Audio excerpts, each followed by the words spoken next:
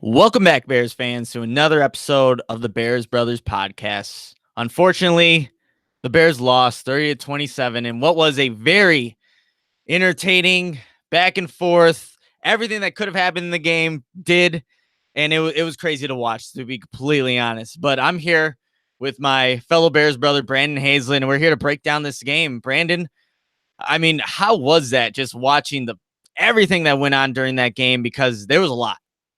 It was a lot. And before they even went into overtime, I was like, when they asked me, how the game went, I'm going to go sloppy, sloppy Joe. Is kind of like the Adam Sandler thing. And that's kind of overall how I thought that the game went, was just sloppy. Yeah, I mean, that's what it was. The rain and the weather kind of also played a factor into, that sloppiness you were talking about. But this is a game where, in the preview show, I didn't feel comfortable, feel confident in the game, but I still had the Bears winning. And I don't know if you know this, Brandon, but I actually had you, because you weren't on the preview show, pick the Giants. So you ended up going up. You ended up going up in the leaderboards with the games picked, because I kind of wanted to be in first myself. So I'm like, let's let Brandon pick the Giants for this one, and it ended up going in your favor. But Brandon, you know what? Since obviously Will is not here, if you guys haven't figured that out already, he's at a concert right now, or I think just getting finished with one. But we're gonna do this same way, format wise. Start with our first quarter, and Brandon, MVP, who would you give this MVP to? Who's deserving of it for this Bears loss against the Giants? I would say Tarik Cohen. The dude was literally the X factor in this game. If I were to have picked one on Thursday, which I didn't because I wasn't on due to personal reasons, but he had 30 yards rushing and he had 156 receiving, so 186 total yards just on offense. That's without any special teams, so I don't know what his total for the whole game was, total yardage. But I think he played a big part in the comeback. He also threw that one touchdown that ended up tying the game at the end of regulation. So I have to give it to Tarik Cohen in this one. He did everything that he could in his power to will the Bears back. Yeah, I think that's a very deserving player. I mean, it wasn't just in, the running game. It was also, he was a huge factor in the passing game. And I'm also going to give my MVP to Tarik Cohen, because when you look at it in terms of who had the most receptions, who did the most, stat wise, Tarik Cohen definitely fills the role there. 12 receptions, 156 yards, receiving. And he also throws, that touchdown pass to Anthony Miller, which was insane play. The Bears needed it. You didn't really expect him to get the onside kick and then to go down the field. Tarik Cohen was just open all the time on the wheel routes. It just didn't matter who was playing defense on him. He was open doing that. So great to see Tarik Cohen being used in that aspect. And we're going to talk about the running game a little bit later, but yeah, I think he's most deserving. So Brandon, now let's move over to your stat of the game. Well, I got a couple things that I kind of want to touch on. The Bears were 2 of 15 on third down throughout the whole day. So, one, you don't win ball games going that poorly on third down. But I think overall the state of the game is going to have to be reflected in the turnover department, or not even the turnover department. We can even just single it down to the fumble department, because they had 3 fumbles on that last drive in overtime. Taylor Gabriel had one that was lost late in regulation. I think I've seen on here that Chase Daniel has 4 fumbles on the day. Taylor Gabriel had one, and Tarik Cohen also had one. So that's 6 fumbles on the day. Very uncharacteristic of this Bears team. I know it was wet. I know it was sloppy out there, like I said earlier. But teams figure out a way to overcome that. The Giants didn't have any. So that really kind of tells you if the Bears are going to play late in the year when it starts snowing, even where the ball's still going to be slick, that's got to be something that they have to clean up. I know that Chase Daniel isn't used to playing on a regular basis, and he accounted for 4 of those fumbles, but that is something that has got to be cleaned up. And ultimately, why I think the Bears lost, because on offense, you just can't get anything going when you lose the ball. Well, they didn't necessarily lose all of them, but it's hard to get anything going when you can't get the ball out of the quarterback's hands. Yeah, very true. And, Taylor Gabriel had a costly one. All these players that, ended up fumbling the ball, definitely that factored into why the Bears were not on the winning side of this ball game. And, again, you can't have that happening when you're trying to get further on the season. Like you mentioned, later games, the weather's not going to always be cooperative, especially in Chicago. So, seeing them struggle with that, and it was misty. It was, really, it wasn't great conditions of playing, but you still got good teams find a way to persevere through that. And the Giants did a better job of that today. So I'm going to go with my knack or knock. And for, Bears losing 30-27, even though they made a great comeback in the end there, they still didn't win. And I have to give this game a knock. And it's actually going to go to the defense and some of those busted coverages we saw. There's no reason why there should be people as wide open today as they were, especially for a stout defense that has been playing phenomenal all season, especially in terms of coverages, not allowing anybody to get in back of them. You see the coverages just break down. Odell Beckham was a factor in two of the biggest ones. When one, he threw that touchdown pass to whoever the receiver was. Eddie Jackson thinks Odell's going to run the ball, comes down in coverage, boom, throws the ball to the wide open receiver that is just left uncovered. And then also, how do you not guard Odell, especially in the red zone? Mm-hmm. Nobody was anywhere near him. I think that was Adrian Amos's guy, but still, I know there's bunch formations. Nagy likes to use those a lot and, confuses defenses, but Odell was wide open. Nobody even near him. And look, the Bears, they did get pressure on that play, almost got to Eli, but if you don't get to him, you still got to have some kind of coverage to back you up, but there was just none there. So I think my knock for this game has to go into the coverage or lack of coverage on some of those plays. And that's why, the Giants were able to score, were able to move the ball, do the things that they did today. And that has to get cleaned up because, next week is Sunday night against the Rams, and they are going to have a lot of receivers running a bunch of complex routes, doing a lot of things at this Bears defense. So you can't get confused. And just this game against a Giants offense that really hasn't been that good all season can show some of the vulnerabilities that this Bears defense may have. So there's my knock of the game. And we don't have Will Ingles on here, usually does the lowdown. But I guess, Brandon, we can both kind of take part in this. If you had to boil it down, why did the game end up the way that it did? I think it was going back to the defense, to your point on the busted coverages. A lot of that happens because they stuck to the run. The Giants did early in the game. Saquon had 24 carries for 125 yards, and he's a tough guy. He really is. We've seen it today, just continuing to carry the pile, especially as the game wore on.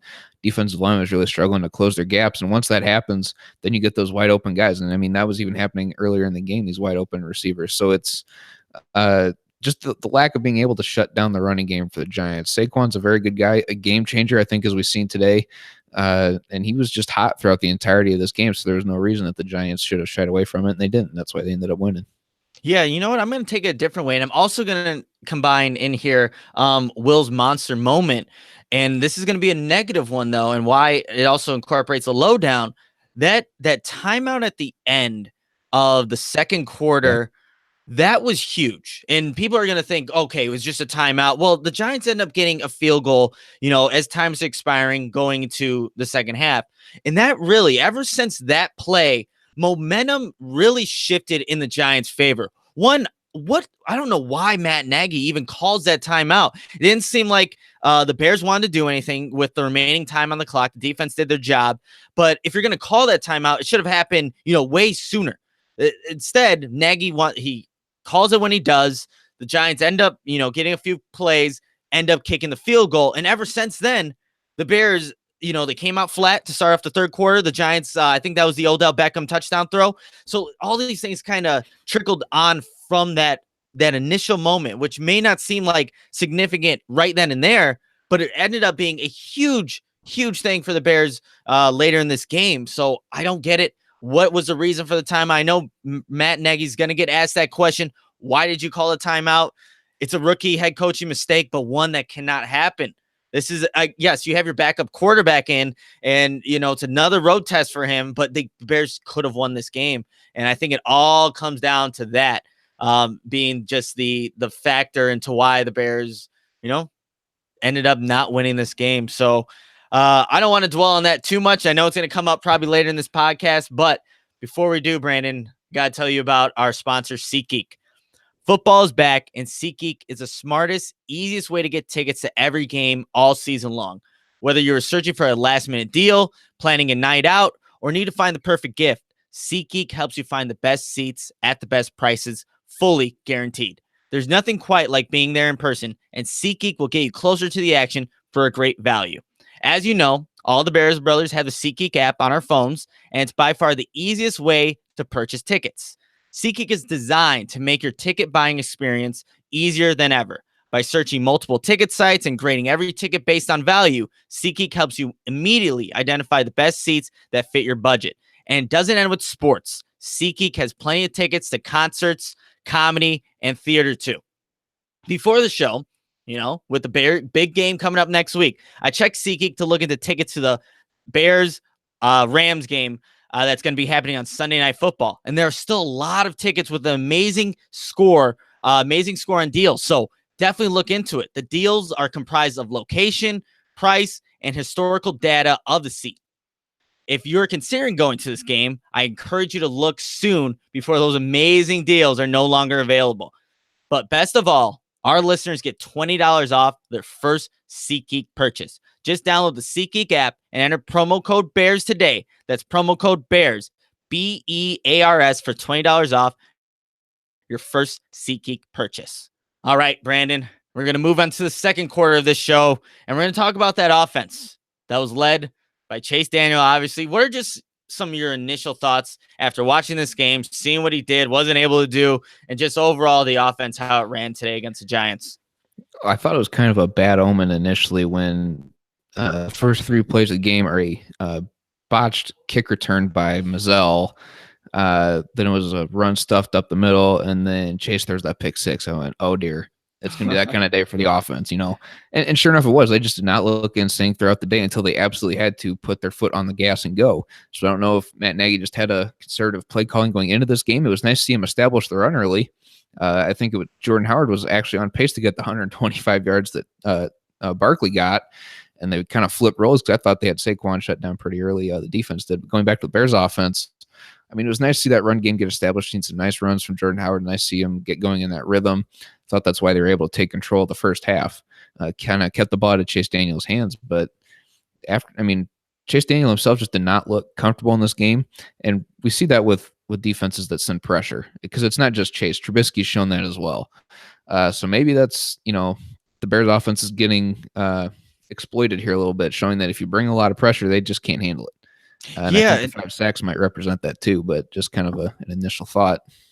Yeah, for sure. I mean, when you saw the Giants bringing that extra pressure, Chase Daniel, if his first read wasn't open, it's like, oh man, what do I do? And you saw him take some bad sacks. There's, in that last drive of the game, or, before the overtime, whatever it was, Chase Daniel takes a terrible sack. Look, the line does a good job blocking on that initial play, but then you're just wondering, Chase Daniel, why not just throw the ball away? That's an option. You don't have to just take the sack right then and there.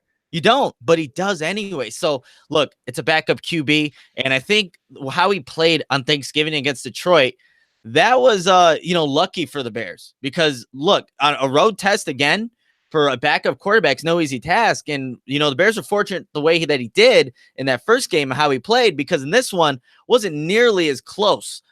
He finished on the day 26 of 39, 285 yards, 1 touchdown pass, 2 interceptions. And like you said, he was sacked 5 times for 28 yards. Can't have that going for Chase Daniel, especially a pick 6 early on. You're taking away, that kind of messes what the Bears want to do, because when you're winning early, you could bring the pressure, right? You can bring the pressure, you can with your defense, and they're used to playing with the lead. And now with that, it kind of changes up how you do things. And you mentioned a very good point. Jordan Howard was doing really well running the ball. He had at halftime 13 carries for 68 yards and was averaging 5.2 yards per carry. The Bears looked like they were going to establish the ground game, but clearly that didn't happen. And I think the Bears actually ended before halftime, or before overtime. They ended with 5 yards rushing in the second half. After Jordan Howard has the half that he did, that's what happens. The Bears just kind of went away from it, and it ultimately affected how this game was played. Chase Daniel didn't throw very accurate passes at times, so it really did come down to that. But let's go. We talked about Chase Daniel. I don't think we need to do that much more. But Brandon, let's talk about these running backs. I just talked about Jordan Howard. We know what Tarik Cohen did. What was your overall impression of how they played in this game? It was nice to see Akeem Hicks finally get a rushing touchdown. And I think we had an audio mailbag question a couple weeks ago about, who's going to be the, first defensive player to score. And I think it's Akeem Hicks, right? They called him Fridge 2.0 on the broadcast, but I was like, well, you can't even really call him a mini fridge because he's, I think, almost the same size as the actual fridge was, So good for Akeem Hicks, very well deserved. Wouldn't want a better guy to score there. But there's one run by Jordan Howard that still has. I still have a lot of faith in this running game. It was the 22-yarder that he picked up, and the thing is that Charles Leno was his lead blocker, and if you look, he cuts that run back to the right, so the tackle swings all the way back up the middle, and Jordan Howard follows him the whole way. That is exactly the offensive line that we've seen when Jordan Howard was rushing 1,000 yards his first 2 years consistently. The offensive line being able to get out, get in front of him, get to that second level. That's why I still have faith in this running game. But then all of a sudden, when Matt Nagy abandons it, kind of like you said, they had 5 rushing yards in the second half. And Chase Daniel wasn't really throwing all that accurate anyway throughout the day. There were some throws that Mitch would have made that Daniel wasn't really even throwing in the vicinity. I think of one to Taylor Gabriel. But regardless, going back to the running game, once they get in a rhythm, you see how much fun it can be. They get these 22-yarders. They get the 8 or 9-yarder following it the very next play. So once they get in a rhythm, then that's something that they're really good at, as we've seen today. But as soon as Matt Nagy starts to stray from it, I mean, I think that really limited what the offense could do. Granted, it was desperation time; they were behind, but I think that's something that he still got to be able to stick with, especially early in the second half, to try and establish things later in the game. Yeah, and it just doesn't make sense why they went away from it. I don't get it. Why you have so much success going in the first half, and Jordan Howard showing great vision. It ended up going the other way because Jordan Howard's able to see where these safeties are coming down, where the linebackers are flowing, and seeing the opening in, that the line is creating for him. So again, people say that Jordan Howard doesn't fit in this system. I don't necessarily believe that. I just think that Nagy still needs to do a better job in trying to get his running backs the balls, especially in the running game. Yes, Tarik Cohen had a good day in the receiving. We already alluded to the stat, 156 receiving yards, but still the rushing attack still needs to be improved. And Jordan Howard had it going in the first half. It just didn't make sense to me that he just went away from it. Yes, the Giants score in the third quarter there, but look, the game's not out of reach. I think it's like a 4-point game at that point. So the rushing attack should have kept on going, but it just ended up going a different direction. We know how Nagy likes to get a little pass happy at times, even with a backup quarterback. Like you said, Brandon, that wasn't doing particularly that well in the first half. So why continue it? It just didn't make sense to me. But we're going to see what happens moving forward with that rushing attack. So Brandon, what do you think about the receivers? And we'll also throw tight ends. Only I think Adam Shaheen was like really the only one that had a reception in this game. I'm trying to look here. Yeah, Burden was left with 0. Broniker didn't have any receptions. Yeah, it was only Adam Shaheen. So what do you think about the wide receivers and the tight ends in this game? Well, I'll start with the tight ends. Despite Trey Burton not being in there in the receiving game, he still had a couple nice key blocks in this game for Jordan Howard to wrap up the running discussion there. So it's nice to see that these guys are still contributing in other ways, even though I know as much as you love Trey Burton in the passing game, we're starting to see him also in the running game playing key roles there.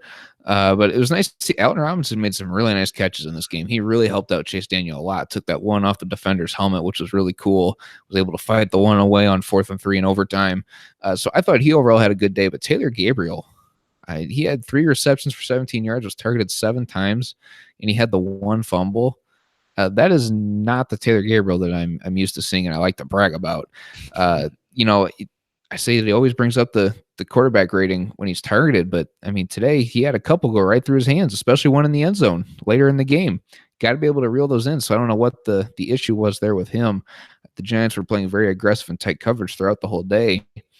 But regardless, the fact that they were still able to get as much as they did out of Tarik Cohen, Allen Robinson, Adam Shaheen was big down there in the red zone. He had the first touchdown of the day. It was nice to see him get involved back again in action. He had 2 receptions for the day total, but they got, I guess, what they needed out of Tarik Cohen and Allen Robinson. But if Taylor Gabriel's able to step up a little bit and make 1 or 2 more of these catches and not fumble that last one, then I think this is a different ballgame. Yeah, for sure. That was really not a good game by Gabriel. And I'm really surprised that Trey Burton wasn't a big factor in this game. Just seeing what the Eagles were able to do with their tight end, Zach Ertz, last week against this Giants defense, they had chances, or they had a lot of opportunities in that game to where the tight end was a focal point. And Trey Burton, the only time he actually touched the ball was on that touchdown pass from Tarik Cohen to Anthony Miller, where it's just a little pitch to him, and then he pitches it off to Tarik Cohen there. But that was it really. And I know you mentioned him in the blocking aspect for the running game, but still, Trey Burton is a passing, receiving tight end. He can do that. He's definitely capable of it. That's what his specialty is. And him not being a factor in there really was surprising, because for Chase Daniel, a backup, you want to have that security blanket in a guy that's, one knows the system, is just very good at being open, but that just didn't happen today, which is really surprising. And you mentioned a good point about Allen Robinson. He really did help out Chase Daniel, because there were some passes that, they're a little bit, if Allen Robinson's not the recipient of those, I don't know if they're receptions. They could be interceptions, really, to be completely honest. So just shows, again, the hands that Allen Robinson has, and he's made some fantastic catches all season long. But the one on BWF, I mean, that you're not supposed to do that to somebody else. That's just wrong. It was another helmet catch. The Giants obviously had Tyree in the Super Bowl, but that was pretty phenomenal to see what he did there. Just snagged it off his helmet. A huge play. It's raining, so it's not easy to catch the ball, but yeah, fantastic by Allen Robinson there. So Brandon, I know we kind of touched on the running game and how it was able to get going in the first half, but a big factor in that is the offensive line. What would you, for the trenches, what did you see from that offensive line? How do you think they fared against this Giants front seven? Like I said, they did a good job in the running game of getting up to that second level. But in the passing game, they were struggling, I guess, is the best way to put it, especially nicely. I didn't like Brian Witzman in this game. He got beat a couple times, a lot of pressure from his side. Charles Leno struggled a little bit more than we're used to seeing. I don't want to say that he was the cause for the Chase Daniel fumble that Vernon got to him on one of those in overtime. But it's just, and Cody Whitehair, he had a couple bad snaps in this one as well. So overall, just not a very good showing by this unit. And I understand, we talked about it. It was misting. It was wet out. So footing could have definitely been an issue. But kind of going back to the running game, they were doing a lot better moving forward than they were having to drop back in pass pro. So that's something that I think Matt Nagy is going to have to look at. Go, yeah, I probably shouldn't have gotten so pass happy in the second half. I understand that it is desperation time at certain points in that game where they have to throw it, and absolutely you have to. And the offensive line stepped up in those situations. But as soon as the Giants got more aggressive, sent that extra guy or two, they were just really overwhelmed because there's not a whole lot of help. Jordan Howard had a couple times where he was able to pick up the extra blitzer, but I felt more times than not it was just 5-on-7, and that's not a good recipe for success. No, exactly. And when I was watching that offensive line, like I alluded to earlier, Jordan Howard made some great plays because of vision and cutting back. Where the play was designed to go, there wasn't really much there. So that's on the offensive line trying to create these blocks to generate these natural, running lanes where the play's intended to going. And that's just on Jordan Howard being a good runner, being able to see the opening and then making the cutback. And then, like you said, also Cody Whitehair had some bad snaps. The weather definitely played a factor in it, but it reared its ugly head again. We haven't talked about a Cody Whitehair bad snapping issue for what I think almost the entire season. It seems like I don't remember when it was really an issue up until right now. So hopefully that gets picked up and gets solved really quickly, because if the Bears can really just the play can just stop right then and there if it's a bad snap. Throws the timing off, puts a quarterback in a bad position, especially as picks a ball up off the ground. Blitzers can become, there's so many bad things that can happen from a bad snap. So Cody Whitehair definitely needs to get that fixed if the Bears offense wants to run the way that intended, the way that Matt Nagy has intended to. But also, you know what? Too, some of that falls on Chase Daniel as well, because he had his hands on all those snaps. So, the better snap placement would be nice, but Chase Daniel also has to be able to corral some of those. Yeah, for sure. And you know what? Look, this game, the Bears obviously lost 30-27, but this game really showed how much the Bears miss Mitch Trubisky. I know there were a couple fans saying like, "Oh, Daniel's a better starter, better quarterback than Mitch Trubisky." Like, yeah, you watch this game. Is he a better quarterback now? There's no way. The Bears really do miss him, and I can't wait for Mitch Trubisky to be out there. It was actually kind of interesting. We might as well talk about this.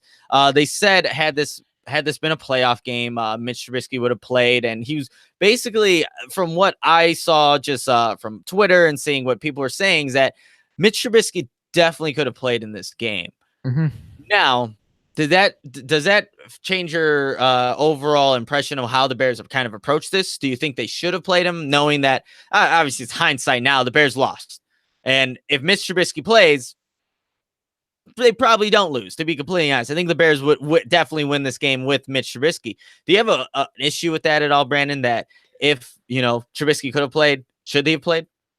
You know what? No, I think they still made the right move playing Chase Daniel, even though the offense was stagnant, kind of slow to get going. They scored when they absolutely had to, which led to overtime. They scored the last 10 points in the last minute and a half or whatever it was of the game. So the offense was able to get the ball moving, which was nice. And, even though it was against a little bit of prevent defense, they put the ball in the end zone when they absolutely had to. So does it bother me that Mitch didn't play? No, because the defense didn't quite play up to their level either. I thought the Giants really just came out and really wanted this game as a unit a little bit more than the Bears did. I don't know if they overlooked this game looking ahead to Sunday night. I hope they didn't. They grinded this one out, and they only lost by 3 in overtime, which I wouldn't have guessed would have been the outcome. I thought it would have been a little closer. I actually got to tip my cap off to one of my friends. I was talking to him at church this morning. He goes, "I bet it's a field goal game." Sure enough, Dale, you were right. So, tip my cap off to you there. But I think playing Chase Daniel was the smart move to make. The defense really just didn't play up to the expectations that we're used to seeing. There was the one interception by Fuller. And then after that, they just really struggled to shut down the running game. So if they were able to step up a little bit more, I still think Chase Daniel did enough, but he didn't do more than enough like we would be able to see Mitch do in these situations. Yeah, it was interesting to see for me, kind of seeing that, Mitch probably could have played. And at the time, I mean, you see how Chase Daniel played against the Lions. You're like, yeah, no, it's fine. You could sit him. But now things get a little bit more interesting in, playoffs and seeding and stuff. Good thing, though, got to bring this up because obviously people are down. The Bears lost. Look, they won 5 straight. But you know who also lost today? The Green Bay Packers. They lost to the Cardinals, of all people. They lost there, and I think the Minnesota Vikings are actually down right now to the Patriots. So things could be. I mean, look, the Bears lost, but there could be a lot worse things that could happen. All those teams. Know what, though? Yeah. Not every loss is bad.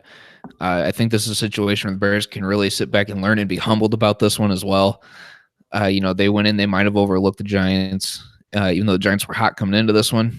That's one that they definitely got to take a step back and go, okay, we got to tone ourselves down a little bit here.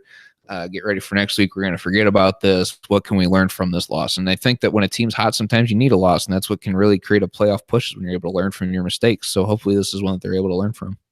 Yeah, exactly. There's a lot of things that need to be improved upon, and those things can rear their ugly heads later against, more formidable opponents, and you don't want to have that happen. Fix it now, right now, with a backup quarterback. Look, Chase Daniel went 1-1 on the road, 1-1 on the road.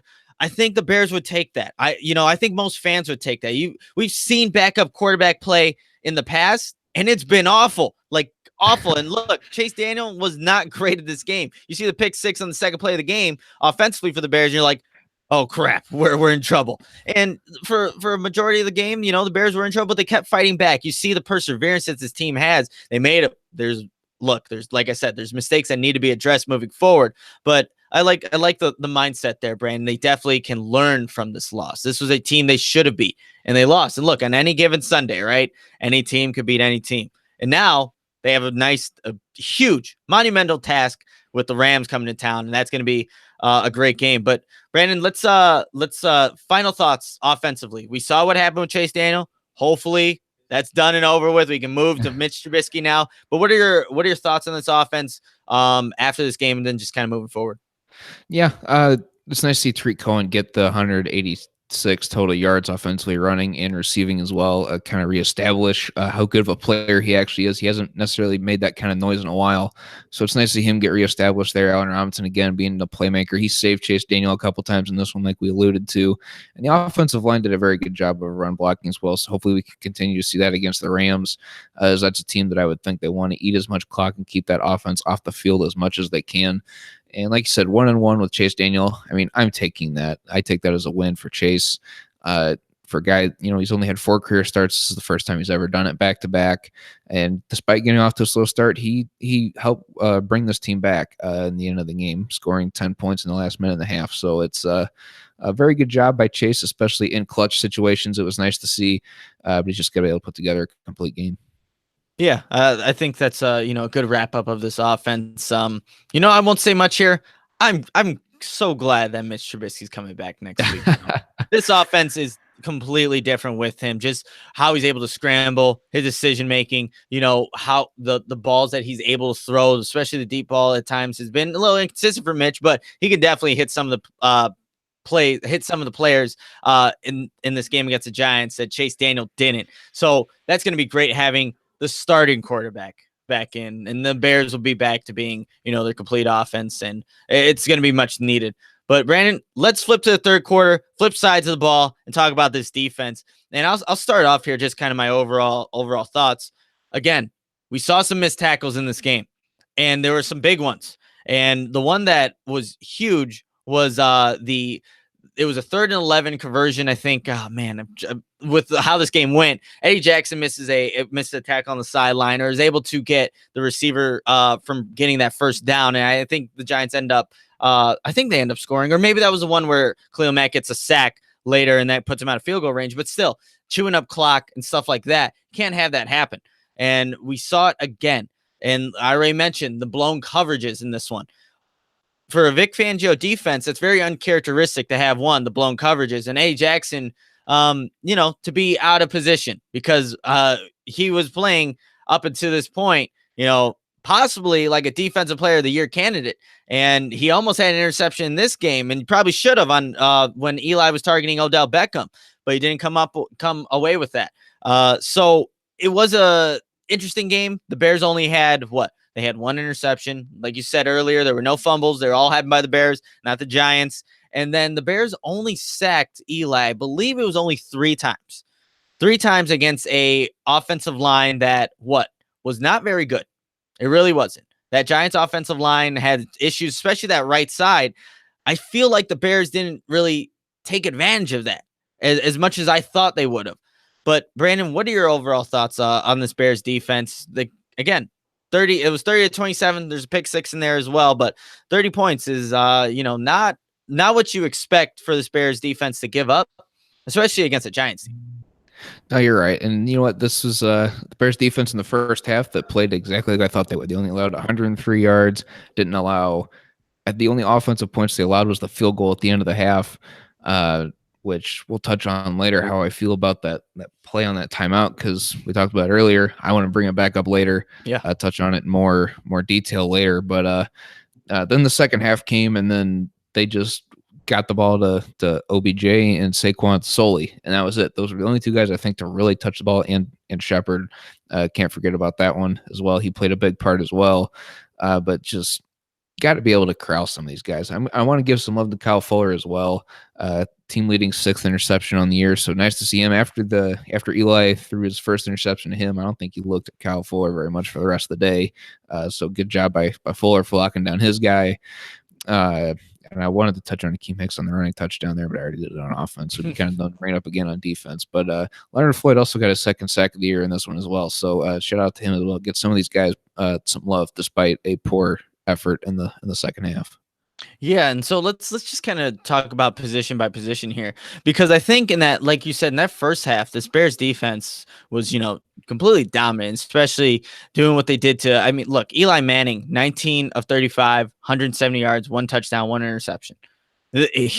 Again, they did their job there with Eli Manning. And for the most part in the first half, containing Saquon Barkley, just filling their gaps, and did a good job there. But the defensive line, for me, we saw Bilal Nichols have a great play, just kind of getting in the backfield and doing what he does.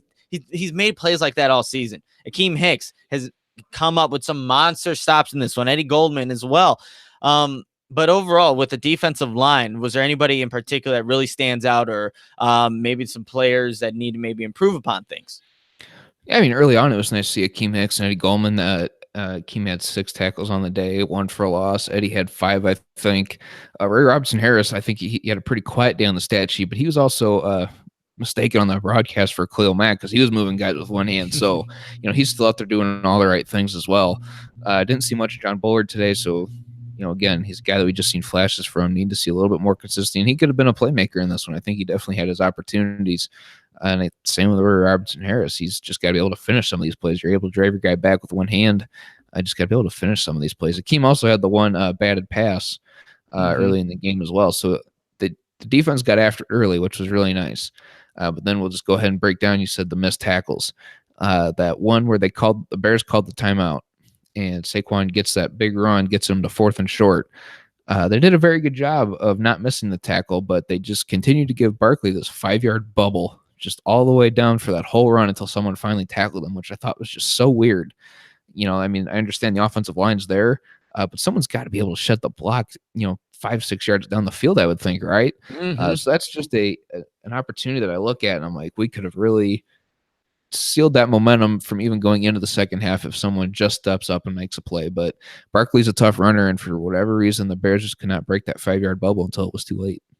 Yeah, and Barkley, you see him jump over Adrian Amos like it was nothing. It's insane what he's able to do. Like, yes, you want to take him down, especially from gaining momentum. He's going to hurdle you. He's going to break, change direction. It's going to take more than one person. He's a freak of nature, to be completely honest. You know what? I will say this for the defensive line, and this would be a good transition to the linebackers.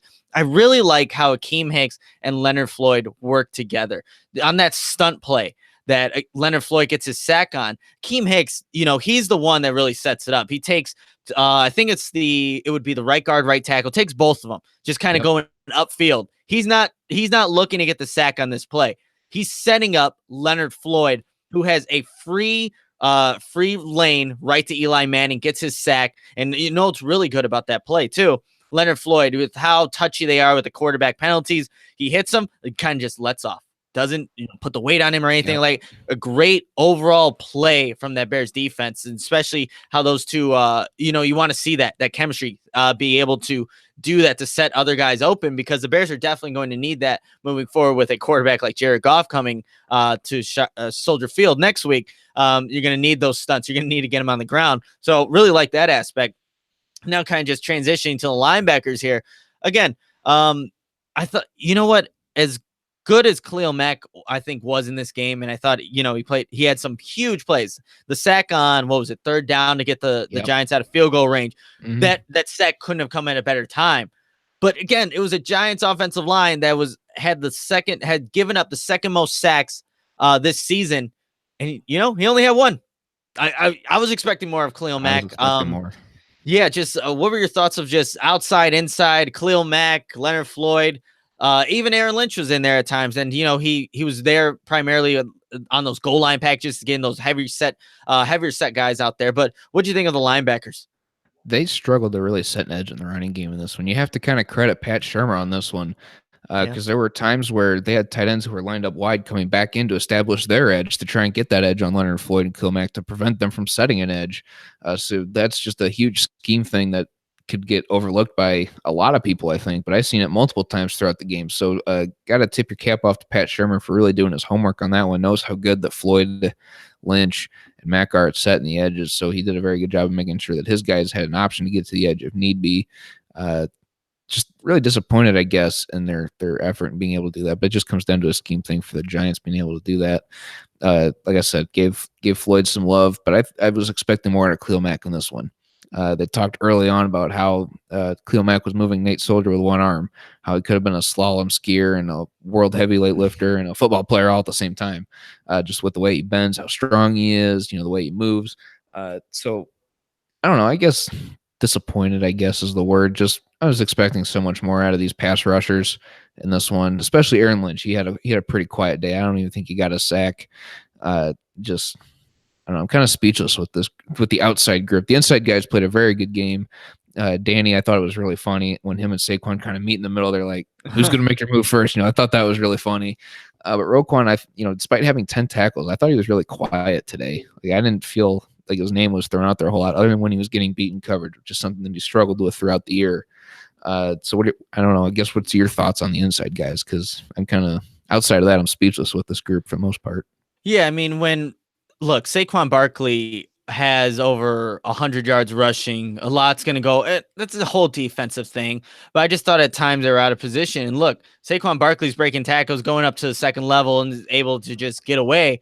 For the most part, I guess they played all right for me, the inside guys. I just think whenever you have a guy, look, Saquon Barkley is a great running back. Still a rookie though, and you want to see your guys really corral him, be there, be the first person, be the people to just meet him. And that you mentioned a great play by Danny Trevathan. They're kind of just looking at each other. All right, where are you going to go? Meet in the middle there. So we need more of that. And you just need that consistently. There are times where, look, Roquan Smith, I know, missed a tackle on Barkley, and, that leads to whatever it led to. You can't have that. And Roquan Smith's been having these missed tackles, all season, really. So, and he was, just renowned at Georgia for being a good tackler. Someone who's always around the ball, and he usually is, just got to finish the play. That's a big thing. And then just kind of talking about the pass rush in general, there were times where Eli Manning had, a good amount of time in the pocket just to kind of survey.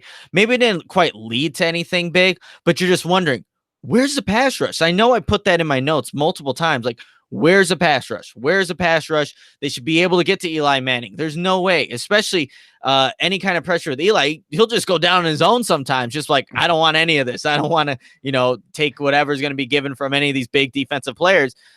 So that's the thing. I thought they definitely could have exploited this matchup more, like I said earlier, but just didn't end up happening that way. We did see one of those sacks, though, where he didn't want to face Akeem Hicks. Like, he literally just went down because he seen Akeem coming, which I thought was kind of funny. Then Akeem laid on him, and I was like, no, don't do that. Yeah, but could have been a penalty on that one. Yeah.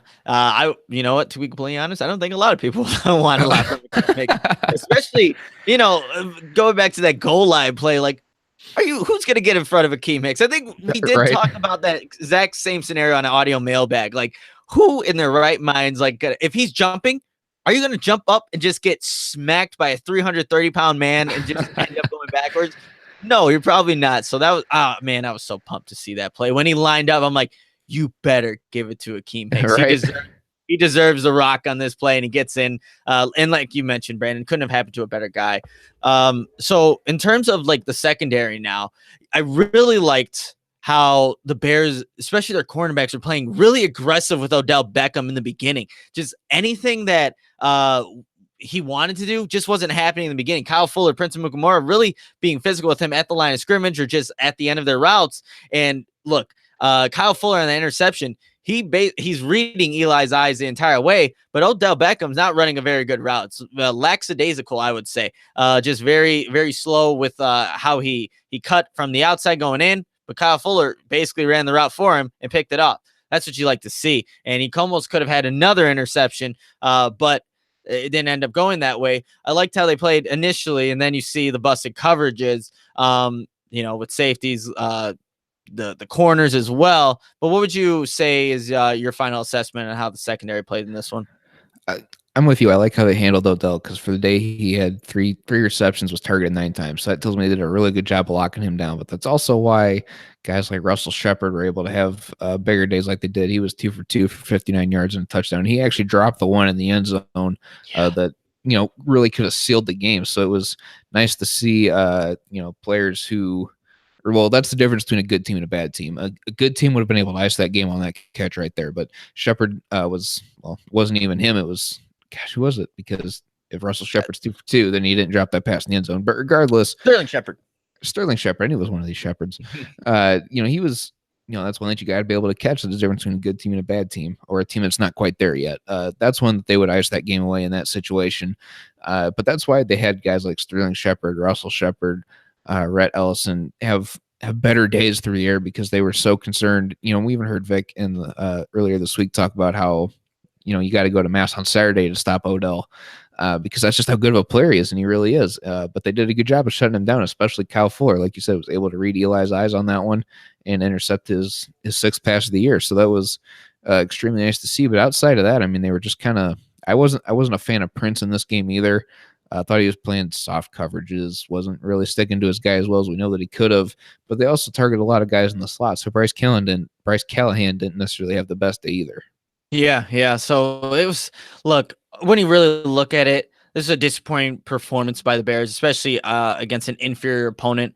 But on the road with their backup, and it just seemed like because the offense wasn't able to really do much, the offense wasn't able to do much in the beginning. It almost seemed like in a way that affected the defense because they knew, oh man, is this just going to be another 3-and-out, or is Chase Daniel going to throw another pick, whatever it may be. That definitely plays a factor on how one side of the ball is playing. Can definitely affect the other one, even though you don't want to hear. People probably don't want to hear it. It definitely happens. I mean, imagine those old Bears teams that didn't have a very good offense, and then you see defense time and time again do what they need to do, but they're not being rewarded with the other side of the ball getting points. And maybe that was also a factor, but obviously the offense stepped up in that second half. But Brandon, let's move on to the fourth quarter. Let's talk about our quick hit on special teams. Do you have any quick hits on special teams? Anything that caught your eye in this one? It came down to an extra point in regulation and sent it to overtime. And Cody Parky, just like he did with all his field goals throughout the day, split the uprights. I never lost faith in the kid, and I don't think anyone else should either. At this point, I think he proved today that he's back. That he had a small lapse there, but he's back, I think. So I'm not worried about that one. It was also really cool to see the broadcast showed them shutting down the Giants gunners, which I thought was a really cool feature to the game. So I don't know if that was something you wanted to touch on, but I thought that was pretty cool to see how they do that. Yeah, and I've been preaching all week, or for weeks now. Put two people on the gunners, good things will happen. And what do you know? They put two people on the gunners. I think Tarik Cohen was able to have a pretty solid day in the return game. I'm trying to see only 15 yards, but able to still be a factor there. But yeah, man, being a gunner is not a ideal job in the NFL. You get completely beat up on every single play, and the Bears, guys that were guarding the gunners did a very good job at that. But yeah, you also mentioned a really good point about Cody Parky. I think it was a 36-yard field goal that he kicked, the one that I'm thinking of, where it's just Cody Parky put it right down the middle, and there wasn't I wasn't hesitant, or like I didn't feel like it wasn't going to go in, because Cody Parky's been doing pretty well now ever since, like you said, he had that lapse for a little bit. And since people put helicopters trying to go watch him at Soldier Field, he's got his game together. So, which is great to see, because they're going to need Cody Parky, because not every single time this offense is going to go down and score and get touchdowns, which you ideally want, but it's not going to happen like that. And Cody Parky kicking, the field goal there. Great to see. Great to see. So now, Brandon, I don't have my red pen. I don't even know where my pens are at actually right now. I have so much stuff on this desk. I'm glad that you guys can't see this. But what would you grade this game? 30-27, Bears lose on the road with a backup QB. They do come back to force overtime, but that wasn't enough. What kind of grade do you give this game? I part of me is really leaning towards a C-, and I almost think that's a little too generous, because the defense really just struggled in the second half. They couldn't contain Saquon, which was a huge game changer throughout the game, because not only does that eat up clock, but that wears down the front line, that wears down the defensive line, the linebackers, and Saquon just kind of keeps going. He's like Jordan Howard. He got stronger as the game went on. So just the inability to shut him down, the mistakes on offense that we haven't seen in a long time, which has been nice, showed up again today with the wet field conditions. Chase Daniel not necessarily being the guy, I guess, per se, did enough to get the Bears into overtime. But when it came down to it, the Giants' pressure was just too much for the offense and for Chase Daniel as a whole. So they got to be able to make that adjustment going into Sunday night against the Rams. So I got to give it a C-, I think, at the most. I feel that's kind of generous, though. Okay, C-. Yeah, you know what? I'll give it a D for this one. Look, I understand this is Chase Daniel, not Mitch Trubisky. But it's still they were the 3-8 Giants, now 4-8 against the 8-3 Chicago Bears going into this one. The Bears are just a far superior team throughout. Defensively, offensively, all the weapons, everything they've been doing. I think as a coaching standpoint, how Matt Nagy's been calling plays as opposed to Pat Shurmur this whole entire season, the Bears were better. And they were riding high off a 5-game win streak. They, obviously had those 3 games in, 12 days, whatever it may have been, against the Vikings and 2 with the Lions. Then you just come out flat and pick 6 to start the game with 2 plays in. You can't have that. You can't have that, especially how Chase Daniel played in that first game. He set expectations for himself and didn't meet them this time. So, with that being said, I think a D is appropriate for this one. I still think the pass rush didn't take full advantage of the Giants' offensive line. Plays were just left out there for Chase Daniel, fumbles. You factor all that in there. The Bears played sloppy, and it shows, and that's why they lost 30-27. You can't take a day off. You really can't, and that's what happens when you do. This is exactly what the result will be, a loss. And now, like I said earlier, it's going to make things a little bit more interesting in terms of how the seeding goes for playoffs, division race, all that stuff. The Bears are still in a good position, 8-4, but it would have been nice to be 9-3 heading into a huge Sunday night matchup against the Rams. And Brandon, let's go to our 2-minute warning, kind of close out this podcast. Look, like I just said, Rams are next week. You saw what happened in this game. What's your 2-minute warning for this game, and then just moving forward with the rest of the season? Yeah, I think next week is going to be a different story from what we've seen this week. I don't anticipate the same team showing up. I think the defense is going to look at that and go, that's not an acceptable performance.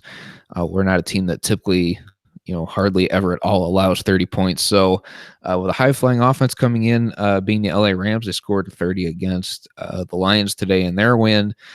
So maybe that's a statement, I guess, for the Rams coming into Chicago, but they've got to face the same conditions that the Bears faced in New York today. It's going to be cold next week, I'm sure, although over the weekends here in Chicago area, it's been a little warmer, which has been weird.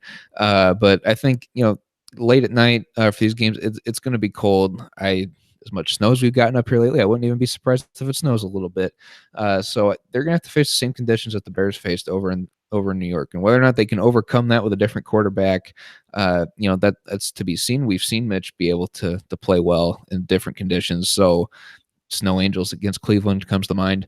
But regardless, they're going to have to come in and make the same adjustments the Bears did in New York. And the Bears are going to have to come out and play aggressively from the very beginning. I don't think they did a very good job of that in this one. Typically, they come out firing on all cylinders. I think they put up more points in the second half of this one than they did in the first half. Because they scored 13 in the fourth quarter and 14 in the first half. So even, I guess, to put it that way. But this offense is going to come out play a little bit more aggressive and help get that good start that we're used to seeing, and just be able to keep that throughout the entirety of the game. The defense has to be able to figure out a way to stop that running game because Todd Gurley is a really good running back next year as well. But how it affects the rest of the season, I mean, after the Rams, I don't want to say it's easy coasting because it's not. We got two division opponents that are going to want to knock us off our seeding. So every game from now on is incredibly crucial, and I think that the defense is going to have to live up to that. And I think the offense, I mean, we've seen them put up points week in and week out, so I'm not really too worried about that, regardless who's at quarterback. But the defense has to be able to do a better job. They set a very high standard, and they didn't quite meet it this week. Yeah, the Bears did not meet those expectations that they set for themselves, but they got to put that behind them now. Look, they were on a 5-game winning streak coming into this one. They lost.